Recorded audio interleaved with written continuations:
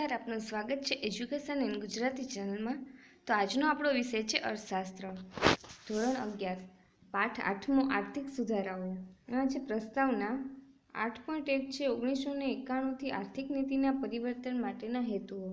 8.2 છે ઉદારીકરણ। 8.3 છે ભારતમાં ઉદારીકરણની પ્રક્રિયા। 8.4 છે ખાનગીકરણ। 8.5 છે ભારતમાં ખાનગીકરણની પ્રક્રિયા। 8.6 છે વૈશ્વિકીકરણ। 8.7 છે ભારતમાં વૈશ્વિકીકરણની પ્રક્રિયા। 8.8 છે ભારતમાં વિદેશી મૂડીરોકાણ। 8.9 છે વિદેશી મૂડીરોકાણના પ્રકારો। એમાં છે વિદેશી સંસ્થાકીય મૂડીરોકાણ અને પ્રત્યક્ષ વિદેશી મૂડીરોકાણ। 8.10 છે પ્રત્યક્ષ વિદેશી મૂડીરોકાણનું સ્વરૂપ। 8.11 છે ભારતની વિદેશ વ્યાપાર નીતિ। 8.12 છે ભારતની વિદેશ વ્યાપાર નીતિના તબક્કા। એમાં છે વૈશ્વિકીકરણ પહેલાંની વિદેશ વ્યાપાર નીતિ અને વૈશ્વિકીકરણ પછીની વિદેશ વ્યાપાર નીતિ। 8.13 છે આર્થિક સુધારાઓનું મૂલ્યાંકન। એમાં છે આર્થિક સુધારાની સાનુકૂળ અસરો અને આર્થિક સુધારાની પ્રતિકૂળ અસરો। પ્રસ્તાવના છે સ્વતંત્ર ભારતના નીતિ ઘડનારાઓ સામે ભારતના આર્થિક અને સામાજિક વિકાસના પડકારો હતા। આ માટે આર્થિક ક્ષેત્રે ભારતે મિશ્ર અર્થતંત્રવાળી અર્થવ્યવસ્થા સ્વીકારી, જેમાં સમાજવાદી ઢબની સમાજ રચના તરફ ઝોક વધારે રહ્યો। 1947થી 1990ના ગાળામાં ભારતે અપનાવેલ આયોજિત વિકાસની વ્યૂહરચના અને અર્થતંત્ર ઉપર રાજ્યના વધારે પડતા અંકુશોને લીધે આપણા આર્થિક ધ્યેયોને પ્રાપ્ત કરવામાં મુશ્કેલી પડી, તેમ ઘણા આર્થિક નિષ્ણાતોને લાગ્યું। ભારતના વેપારની તુલનામાં ઊંચી ખાધ રહી એટલે કે આયાતની સરખામણીમાં નિકાસો નીચી રહેતા વિદેશી હૂંડિયામણની કમાણીમાં ખાધ વર્તાઈ અને ભારતે વિદેશી સંસ્થાઓ પાસે મદદ લેવી પડતી હતી। દુનિયાના વિકસિત દેશો તથા આંતરરાષ્ટ્રીય નાણાં સંસ્થાઓએ પણ ભારતને નાણાકીય સહાય આપવા માટે પૂર્વ શરત મૂકી કે ભારત પોતાની આર્થિક નીતિઓમાં પરિવર્તન કરે અને અર્થતંત્રને રાજ્યના અંકુશોમાંથી મુક્ત કરે। માટે ભારતે આર્થિક નીતિઓમાં પરિવર્તન કર્યું તથા તે માટે જરૂરી સંસ્થાગત અને કાયદાકીય ફેરફારો કર્યા। 1991થી આર્થિક નીતિના પરિવર્તન માટેના હેતુઓ: રાજ્યના અંકુશોવાળી અર્થવ્યવસ્થાને બજાર આધારિત મુક્ત અર્થવ્યવસ્થા તરફ લઈ જવા તથા મિશ્ર અર્થવ્યવસ્થામાં જાહેર ક્ષેત્રનો વ્યાપ ઘટાડીને ખાનગી ક્ષેત્રનો વ્યાપ વધારવા ભારતમાં ઈસવીસન 1991માં આર્થિક કાયદાઓ બદલવામાં આવ્યા અને આર્થિક નીતિનું પરિવર્તન થયું, જે પ્રક્રિયાઓને આર્થિક સુધારાઓ તરીકે ઓળખવામાં આવે છે, જેના હેતુઓ નીચે મુજબ રાખવામાં આવ્યા: ભારતની વિપુલ કુદરતી સંપત્તિ તથા માનવ સંપત્તિનો આર્થિક વિકાસમાં ઉપયોગ થાય તે માટે ખાનગી અને વિદેશી મૂડીરોકાણને વધારે પ્રોત્સાહન આપવું, દેશના સંસાધનોની વધુ કાર્યક્ષમ ફાળવણી કરવી અને મહત્તમ ઉપયોગ કરવો, રાજ્યના ખર્ચમાં ઘટાડો કરવો અને જાહેર ક્ષેત્રોના ખાનગીકરણને લીધે પાછા મળેલા નાણાંને પ્રજા કલ્યાણની અન્ય સવલતોમાં ખર્ચવા। ત્યારબાદ છે દેશની આવક, રોજગારી તથા નિકાસ આવકોમાં વધારો કરવો, દેશના આર્થિક ક્ષેત્રે સ્પર્ધાત્મક વધારવી, લાંબા ગાળે દેશનો આર્થિક વિકાસ અને વૃદ્ધિદર સાતત્યપૂર્વક વધારવો। આ હેતુઓ પાર પાડવા ભારતમાં 1991થી આર્થિક નીતિઓનું પરિવર્તન કરવામાં આવ્યું, જેના 3 પાસાઓ છે: પહેલું છે ઉદારીકરણ, બીજું છે ખાનગીકરણ અને ત્રીજું છે વૈશ્વિકીકરણ। 8.2 ઉદારીકરણ: રાજ્ય અંકુશિત અર્થવ્યવસ્થામાં ખાનગી સાહસ, વ્યક્તિગત નિર્ણયનું સ્વાતંત્ર્ય, બજાર પરિબળો દ્વારા આર્થિક નિર્ણયોનો વ્યાપ વધે અને રાજ્યનો હસ્તક્ષેપ ઘટે તેને ઉદારીકરણ કહે છે। ભારતના મિશ્ર અર્થતંત્રમાં રાજ્યના અંકુશોવાળા આર્થિક નિર્ણયોમાં ખાનગી અને બજાર આધારિત ક્ષેત્રના સ્વીકારને ઉદારીકરણ કહે છે। ઉદારીકરણમાં પહેલું છે અર્થતંત્ર પરના રાજ્યના અંકુશો ઘટતા જાય છે, બીજું છે આર્થિક નિર્ણયોની પ્રક્રિયામાં બજારના માંગ પુરવઠામાં પરિબળોની અસર વધતી જાય છે, ત્રીજું છે તબક્કાવાર જાહેર ક્ષેત્રોમાં ખાનગી ક્ષેત્રને પ્રવેશવા દેવાય છે, દેશના ઉદ્યોગોને આંતરરાષ્ટ્રીય સ્પર્ધાની સામે અપાતું ખાસ નીતિગત રક્ષણ ક્રમશઃ ઘટતું જાય છે, એટલે કે રાજ્ય દેશના ઉદ્યોગો અને વિદેશી ઉદ્યોગો બાબતે તટસ્થ બને છે। 8.3 છે ભારતમાં ઉદારીકરણની પ્રક્રિયા। ભારતમાં આર્થિક ઉદારીકરણ તબક્કાવાર અમલમાં આવ્યું છે। રાજ્યે પ્રથમ દેશના ઉત્પાદકો, મૂડીરોકાણકર્તાઓ માટે નિયમો હળવા કર્યા, પછી વિદેશી મૂડીરોકાણકારો માટે પ્રવેશની છૂટ આપી, તેવી જ રીતે આર્થિક ક્ષેત્રો પણ વ્યૂહાત્મક રીતે નિયંત્રણ મુક્ત થયા. દાખલા તરીકે પહેલા વપરાશના ક્ષેત્રો મુક્ત થયા પછી જાહેર સેવાના અને નાણાં બજારને મુક્ત કરાયું. આર્થિક નીતિઓનું પરિવર્તન કે જેને ઘણા આર્થિક સુધારા કહે છે તેનો અમલ કરવા માટે આર્થિક કાયદાઓમાં પરિવર્તન કરવું પડે છે. ભારતની સંસદે આ માટે તબક્કાવાર કાયદાઓમાં પરિવર્તન કર્યા, જેમ કે પેલું છે એમઆરટીપી એક્ટ 1969 ને કોમ્પિટિશન એક્ટ 2002માં બદલવામાં આવ્યો. ફેરામાંથીને રેગ્યુલેશન શબ્દ હટાવીને મેનેજમેન્ટ શબ્દ મુકાયો, એટલે હવે તે નિયમન કરવાને બદલે સંચાલન કરશે, જેથી ફેરાનું સ્થાન ફેમાં એ લીધું. ઔદ્યોગિક નીતિમાં મોટા પાયે પરિવર્તન કરવામાં આવ્યું, જ્યાં જાહેર ક્ષેત્ર માટે આરક્ષિત ક્ષેત્રો ઘટાડી અને 3 કરી દેવાયા. નાના પાયાના ઉદ્યોગો માટે મૂડીરોકાણ મર્યાદામાં વધારો કરાયો કે જેથી તેઓ નવીનીકરણ પાછળ ખર્ચ કરી શકે. ત્યારબાદ છે વિદેશી મૂડીરોકાણની પ્રક્રિયા સરળ બની અને ઘણા બધા આર્થિક ક્ષેત્રોમાં વિદેશી મૂડીરોકાણ માટે આપમેળે પરવાનાની જોગવાઈ કરવામાં આવી. રાજકોષીય નીતિ, વ્યાપાર નીતિ અને આયાત નિકાસ નીતિ દ્વારા રાજ્યે બજાર પરિબળોને આર્થિક નિર્ણયની પ્રક્રિયામાં વધારે મહત્વ આપ્યું.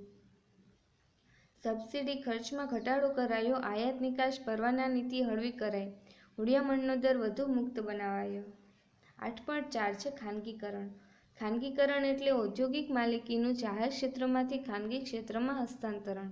રાજ્યો દેશના જાહેર ક્ષેત્રના ઉદ્યોગોનું માલિકી અને સંચાલન ધરાવે છે. આ માલિકી અને સંચાલન પૂર્ણરૂપે અથવા તો આંશિક રૂપે ખાનગી ક્ષેત્રને સોંપવાની પ્રક્રિયા એટલે ખાનગીકરણની પ્રક્રિયા. 8.5 છે ભારતમાં ખાનગીકરણની પ્રક્રિયા. ખાનગીકરણ નીચે મુજબ થઈ શકે. પહેલું છે વિમૂડીકરણ દ્વારા અને બીજું છે જાહેર ક્ષેત્ર માટે અનામત ઉદ્યોગોની સંખ્યા ઓછી કરી ખાનગી ક્ષેત્રનો વ્યાપ વધારીને. ત્રીજું જાહેર અને ખાનગી સંયુક્ત માલિકીના ઉદ્યોગો સ્થાપીને. ત્યારબાદ છે ભારતમાં વિમૂડીકરણનો અર્થ અને પ્રક્રિયા. અર્થ છે વિમૂડીકરણ એટલે જાહેર ક્ષેત્રના ઉદ્યોગોમાંથી રાજ્યો પોતાનો ફાળો ઓછો કરીને કે પાછો ખેંચીને ખાનગી ક્ષેત્રને વેચે છે. આમ રાજ્ય જાહેર ક્ષેત્રના ઉદ્યોગોમાંથી પોતાની મૂડી પાછી ખેંચે છે, જેને વિમૂડીકરણ કહે છે. પ્રક્રિયા. ભારતમાં વિમૂડીકરણની પ્રક્રિયા સમજવા માટે 2 બાબતો સમજવી જરૂરી છે.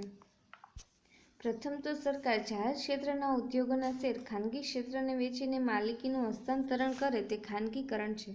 આવું ખાનગીકરણ 2 રીતે થાય છે. અ છે જાહેર ક્ષેત્રના તમામ શેર ખાનગી ક્ષેત્રને વેચી દેવા એટલે માલિકીનું સંપૂર્ણ હસ્તાંતરણ. બ છે જાહેર ક્ષેત્રના કેટલાક શેર ખાનગી ક્ષેત્રને વેચવા. દાખલા તરીકે 29% કે 49% ખાનગી ક્ષેત્રને આપવા કે અંશતઃ ખાનગીકરણ કહેવાય. જો 51%થી ઓછા શેર વેચાય તો નાના પાયાનો વિમૂડીકરણ કહેવાય. 51%થી વધારે શેર વેચાય તો મોટા પાયાનો વિમૂડીકરણ કહેવાય. રાજ્ય જેમ કેટલાક ઉદ્યોગોની માલિકી ધરાવે છે તેમ કેટલાક ક્ષેત્રો ઉપર અંકુશ રાખે છે. ખાસ તો જાહેર સેવાના ક્ષેત્રો જ્યાં ખાનગી રોકાણકારોને પ્રવેશ આપવાની બંધી હોય છે. ખાનગીકરણની પ્રક્રિયાનો બીજો અગત્યનો મુદ્દો એ કે રાજ્ય હસ્તકના જાહેર ક્ષેત્રમાં પણ કામ કરવાની છૂટ અપાય છે. દાખલા તરીકે બેન્કિંગ વ્યવસાય, શિક્ષણ, સંદેશાવ્યવહાર, વાહન વ્યવહાર. હવે ખાનગી ઉદ્યોગ જૂથો પણ સેવા પૂરી પાડે છે. ત્યારબાદ છે આઝાદી બાદના શરૂઆતના વર્ષોમાં ભારતમાં જાહેર ક્ષેત્રનું વિસ્તરણ થયું હતું. 31 માર્ચ 1951માં ભારતમાં રાજ્ય હસ્તક 5 ઉદ્યોગો હતા, જે 1990માં વધી 233 થયા હતા. માર્ચ 2010માં તે 217 થયા અને 2015માં 300 થયા. પરંતુ જૂના ઉદ્યોગોમાંથી વિમૂડીકરણ ચાલુ રહ્યું છે. ત્યારબાદ છે જાહેર ક્ષેત્ર માટે અનામત રાખવામાં આવેલા ક્ષેત્રો ખાનગી મૂડીરોકાણ માટે ખુલ્લા મૂકવામાં આવ્યા. હાલમાં અણુ ઉર્જા એટલે કે એટોમિક એનર્જી માટેના નિયંત્રિત સાધનો તથા રેલવે રાજ્ય હસ્તક નિયંત્રિત છે. 8.6 છે વૈશ્વિકીકરણ. વૈશ્વિકીકરણ એટલે દેશના અર્થતંત્રને વિશ્વના અર્થતંત્રની સાથે વધુને વધુ સાંકળવાની પ્રક્રિયા, જેમાં ભારત દુનિયાના દેશો સાથે આર્થિક સંબંધો વધારે, જેમ કે ચીજવસ્તુઓ, મૂડી, માનવ સંસાધન, ટેકનોલોજી, કુદરતી સાધનો, નાણાકીય સાધનો, વેપારના ક્ષેત્રોમાં દેશના અર્થતંત્રમાં રાજ્ય મૂકેલા અંકુશો ક્રમશઃ નાબૂદ કરવા. આર્થિક આત્મનિર્ભરતા માટે આ પ્રકારની ખુલ્લી નીતિઓ અપનાવવી. 8.7 છે ભારતમાં વૈશ્વિકીકરણની પ્રક્રિયા. આંતરરાષ્ટ્રીય નાણાં ભંડોળે તેના વધારે પડતા દેવા નીચે દબાયેલા વિકસતા દેશોને 1991માં તેમની સંરક્ષણાત્મક આર્થિક નીતિઓ બદલવાની ફરજ પાડી. માટે ભારતે પણ દેશના ઉદ્યોગોને રક્ષણ આપનારી આર્થિક નીતિઓમાંથીને મુક્ત આંતરરાષ્ટ્રીય વ્યાપારને પ્રોત્સાહક નીતિઓ સ્વીકારી અને ભારતમાં વૈશ્વિકીકરણની પ્રક્રિયા શરૂ થઈ, જેમાં આયાત નિકાસ પરવાના નીતિ હળવી કરવામાં આવી. 1995માં ભારત વિશ્વ વ્યાપાર સંસ્થા WTO એટલે કે વર્લ્ડ ટ્રેડ ઓર્ગેનાઇઝેશનનું સભ્ય બન્યું અને તેના નિયમનું પાલન કરતું થયું. ત્યારબાદ છે ભારતીય ચલણ રૂપિયાના અન્ય દેશોના ચલણ સાથેના વિનિમયના દરને ક્રમશઃ મુક્ત કર્યું. તેના ખરીદ વેચાણને પણ સરળ બનાવાયું અને આપણા રૂપિયાનું મૂલ્ય વેપાર દ્વારા નિર્ધારિત થતું થયું. ત્યારબાદ છે દેશના અર્થતંત્રમાં સીધા વિદેશી મૂડીરોકાણને ક્ષેત્રવાર તબક્કાવાર વધુને વધુ મુક્ત બનાવાયું. ભારતીય ઉદ્યોગકારો, રોકાણકારો અને અન્ય દેશો સાથેના આર્થિક વ્યવહારોમાં વધુ મોકળાશ આપવામાં આવી.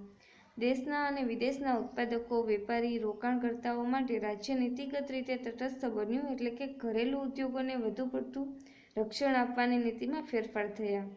અન્ય દેશો સાથેના સાંસ્કૃતિક તેમજ સામાજિક આદાન પ્રદાન પણ સરળ બન્યા. 8.8 છે ભારતમાં વિદેશી મૂડીરોકાણ. વૈશ્વિકીકરણની પ્રક્રિયામાં પ્રત્યક્ષ વિદેશી મૂડીરોકાણ એક અગત્યનું પગલું ગણાયું છે. ભારતને નિયંત્રિત અર્થવ્યવસ્થામાં રાજ્યો દેશની નાણાકીય જરૂરિયાત જેવી કે ઉદ્યોગોની સ્થાપના માટે મૂડીરોકાણ, ચીજવસ્તુઓ, સેવાઓ કે ટેકનોલોજીની આયાત માટે વિદેશી હુંડિયામણની જરૂરિયાત વગેરે માટે વિદેશી સંસ્થાઓ કે વ્યક્તિઓ પાસેથી મદદ લેતી. કારણ કે વિદેશી રોકાણ ઉપર નિયંત્રણો હતા. 1991 પછી રાજ્યે આર્થિક કાયદાઓમાં ફેરફાર કરીને વિદેશી વ્યક્તિ કે સંસ્થાઓને સીધું જ ઉદ્યોગોમાં વધુ પ્રમાણમાં રોકાણ કરવાની છૂટ આપી. 8.9 છે વિદેશી મૂડીરોકાણના પ્રકારો. તો વિદેશી મૂડીરોકાણને બે રીતે સમજી શકાય. પહેલું છે વિદેશી સંસ્થાકીય મૂડીરોકાણ. જ્યારે વિદેશી રોકાણ કરતા વસ્તુ કે સેવાના ઉત્પાદનમાં ફેક્ટરી કે ધંધાની સ્થાપના કરવાને બદલે દેશના નાણાં બજાર, મૂડી બજારમાં શેર કે બોન્ડની ખરીદી કરી અને રોકાણ કરે છે, તેને વિદેશી સંસ્થાગત રોકાણ કહેવામાં આવે છે.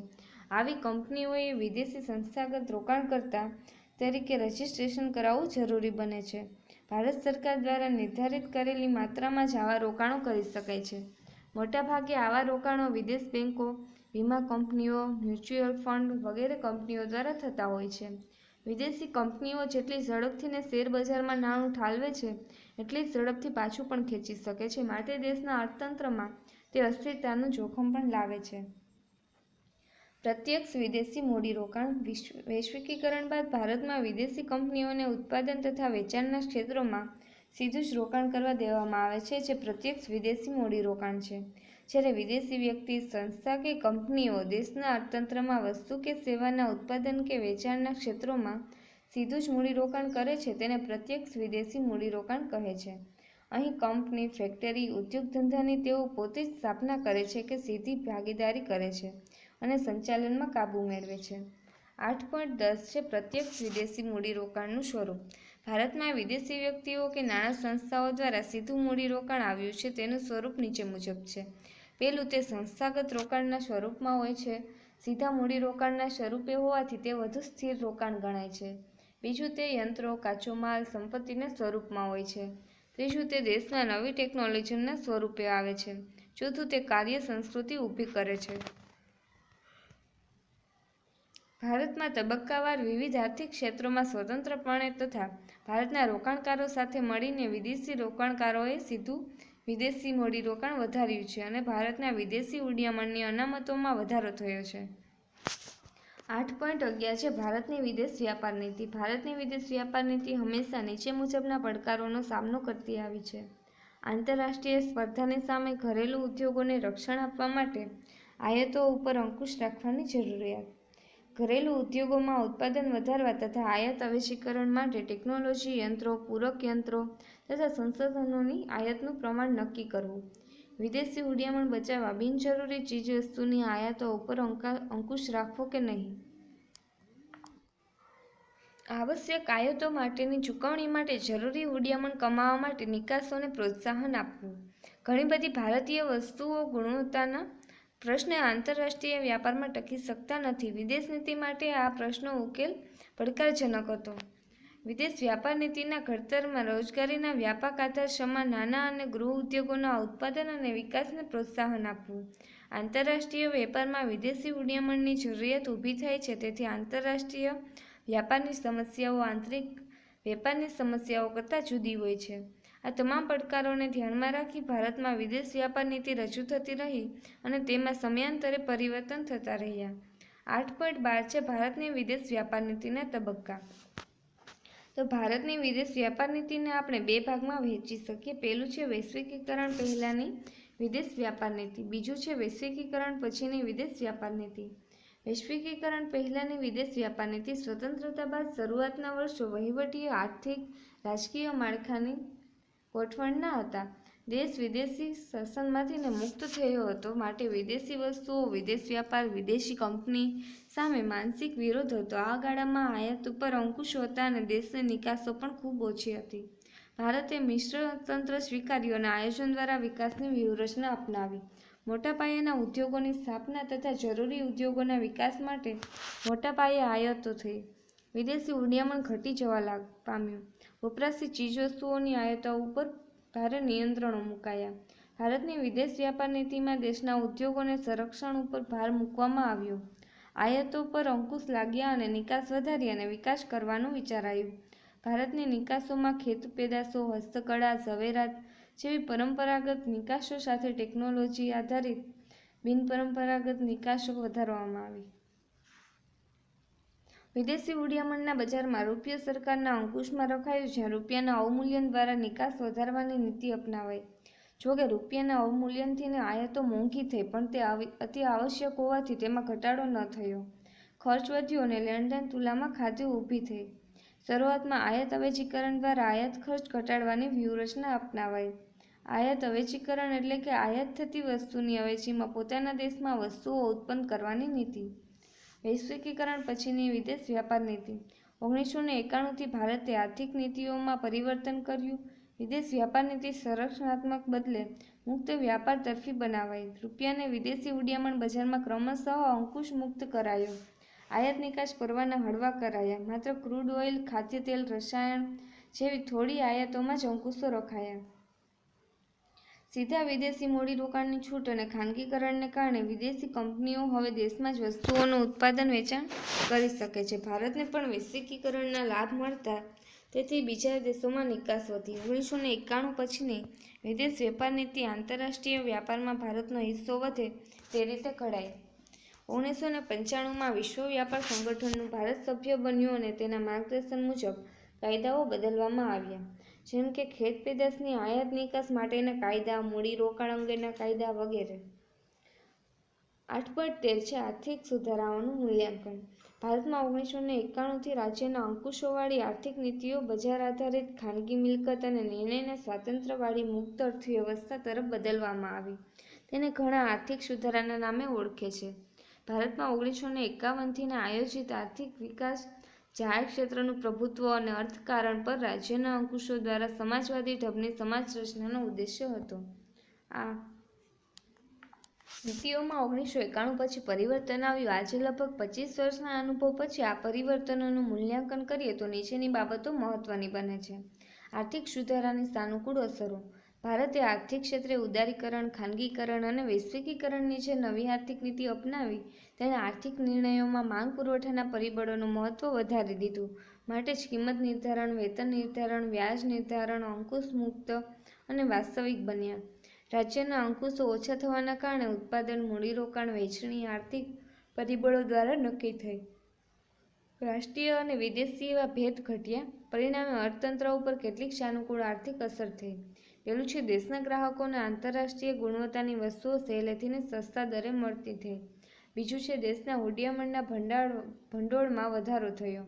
ત્રીજું છે ભારતની નિકાસોમાં વધારો થયો. ચોથું છે રાજ્યને વિદેશી દેવાનો બોજો ઘટ્યો અને સીધા વિદેશી મૂડીરોકાણ વધ્યા, જેનું જોખમ રાજ્યને માથે ન હતું. પાંચમું છે મોટા પાયાના રોકાણો દ્વારા ખાનગી ક્ષેત્રનો વિકાસ થયો, ઉત્પાદન, રોજગારી વધ્યા. છઠ્ઠું છે સાધનોની ગતિશીલતામાં વધારો થયો. સાતમું છે રાજ્યના અંકુશોને કારણે ભ્રષ્ટાચાર, અમલદારશાહી, નિર્ણયોમાં વિલંબ, જડતા વધ્યા હતા તે ક્રમશઃ ઘટ્યા. 8મું છે રાજ્યના અંકુશ તથા મૂડીની અછતને કારણે ઉપેક્ષા પામેલા ક્ષેત્રોમાં ખાનગી મૂડીરોકાણ દ્વારા વેગ આવ્યો. 9મું છે વસ્તુઓ અને સેવાઓની અછતમાં ઘટાડો થયો અને વૈવિધ્યમાં વધારો થયો. 10મું છે અન્ય દેશ સાથેના સામાજિક અને સાંસ્કૃતિક સંબંધો વધારે સુદૃઢ થયા. આર્થિક સુધારાની પ્રતિકૂળ અસરો. નવી આર્થિક નીતિએ કેટલાક સામાજિક અને આર્થિક પ્રશ્નો પણ ઊભા કર્યા છે. જેમ કે પહેલું છે નાના પાયાના ઉદ્યોગો અને ગૃહ ઉદ્યોગોને ભારે નુકસાન થયું. બહુરાષ્ટ્રીય કંપનીઓના જાહેરાત ખર્ચ અને સ્પર્ધાત્મક સામે તે ટકી શક્યા નહીં. બીજું છે ખાનગીકરણની સાથે જ વૈશ્વિકીકરણ શરૂ થઈ ગયું, એટલે દેશના ઉત્પાદકો કાર્યક્ષમ બને તે પહેલાં જ આંતરરાષ્ટ્રીય સ્પર્ધાનો તેમને સામનો કરવો પડ્યો, જેણે ઘણા રાષ્ટ્રીય ઉદ્યોગોને નુકસાન પહોંચાડ્યું. ત્રીજું છે જાહેર સેવાઓનું ખાનગીકરણ થયું, સબસિડીમાં ઘટાડો થયો, પરિણામે જાહેર સેવાઓ અને પાયાની સુવિધાઓ મોંઘી બની, જેણે તમામ વસ્તુ અને સેવાના ઉત્પાદન ખર્ચમાં વધારો કર્યો. ચોથું છે ભારતીય ચલણનું નિર્ધારણ વેપારના આધારે અને બજારમાં થવાથી તેના મૂલ્યમાં વધુ પ્રમાણમાં બદલાવ આવે છે, જેના કારણે વેપાર કરતી ઘણી ભારતીય કંપનીઓને નુકસાન થઈ શકે છે. 5મું છે બહુરાષ્ટ્રીય કંપનીઓ મોટી કંપનીઓ નીચા દરે ખૂબ પુરવઠો અર્થતંત્રમાં ઠાલવી લાદણની નીતિ આચરી. 6ઠું છે WTOએ ગુણવત્તાના ઊંચા ધોરણો નિર્ધારિત કર્યા, જેના કારણે ભારત જેવા દેશોને કેટલીક વસ્તુઓનો નિકાસ કરવા માટે પડકારો ઊભા થયા, ખાસ કરીને ખેત પેદાશોની નિકાસો અંગે. 7મું છે ખાનગીકરણને કારણે મોટા પાયે ઉદ્યોગો સ્થપાયા, જેને રસ્તા, વીજળી, પાણી, કાચા માલની સુવિધાઓ પૂરતા પ્રમાણમાં મળી નહીં અને તેને તંગી સર્જાઈ. 8મું છે આર્થિક અસમાનતામાં ખૂબ વધારો થયો છે. 9મું છે જીવન જરૂરી વસ્તુઓ સેવાઓના ભોગે સમાજના નાના વર્ગની જરૂરિયાત સંતોષતી મોજશોખની વસ્તુઓનું ઉત્પાદન વેચાણ વધ્યા છે. 10મું છે સામાજિક સાંસ્કૃતિક વારસાને વ્યાપક નુકસાન થયું છે તેવું ઘણા માને છે. આર્થિક સુધારા. રાજ્યના નિયંત્રણવાળી અર્થવ્યવસ્થામાં આર્થિક ક્ષેત્રે નિયંત્રણો ક્રમશઃ હળવા કરવાની પ્રક્રિયાને ભારતમાં આર્થિક સુધારા તરીકે ઓળખવામાં આવે છે. ઉદારીકરણ. રાજ્ય અંકુશિત અર્થવ્યવસ્થામાં ખાનગી સાહસ, વ્યક્તિગત નિર્ણયનું સ્વાતંત્ર્ય બજાર પરિબળ દ્વારા આર્થિક નિર્ણયનો વ્યાપ વધે તે પ્રક્રિયાને ઉદારીકરણ કહે છે. ખાનગીકરણ. ખાનગીકરણ એટલે ઔદ્યોગિક માલિકીનું જાહેર ક્ષેત્રમાંથીને ખાનગી ક્ષેત્રમાં હસ્તાંતરણ. વૈશ્વિકીકરણ. વૈશ્વિકીકરણ એટલે દેશના અર્થતંત્રને વિશ્વના અર્થતંત્રની સાથે વધુને વધુ સાંકળવાની પ્રક્રિયા. વિમૂડીકરણ. વિમૂડીકરણ એટલે કે જાહેર ક્ષેત્રના ઉદ્યોગોમાંથીને રાજ્યો પોતાનો ફાળો ઓછો કરીને કે પાછો ખેંચીને ખાનગી ક્ષેત્રને વેચે છે. આમ રાજ્ય જાહેર ક્ષેત્રના ઉદ્યોગોમાંથી પોતાની મૂડી પાછી ખેંચે છે, જેને વિમૂડીકરણ કહે છે. ઇજારાશાહી નિયંત્રણ ધારો. ઉદ્યોગોને ઇજારો સ્થાપવા જેટલા મોટા થવાથીને રોકવા અંગેનો કાયદો. સ્પર્ધાત્મકતા અંગેનો કાયદો. બજારમાં સ્પર્ધકો વચ્ચેની બિનઆરોગ્યપ્રદ હરીફાઈ રોકવા અંગેનો MRTPના બદલે છપાયેલ ધારો. વિદેશી હુંડિયામણ નિયમન ધારો. ઉદ્યોગો દ્વારા વિદેશી હુંડિયામણની કમાણી નિયંત્રણ કરતો ધારો. વિદેશી હુંડિયામણના સંચાલન ધારો. ઉદ્યોગો દ્વારા વિદેશી હુંડિયામણની કમાણી નિયંત્રણ કરવાને બદલે તેનું સંચાલન કરવા અંગેનો ધારો. તો આ હતું ધોરણ 11 અર્થશાસ્ત્ર. જોતા રહો એજ્યુકેશન ઇન ગુજરાતી ચેનલ. શીખતા રહો. Thank you. આભાર.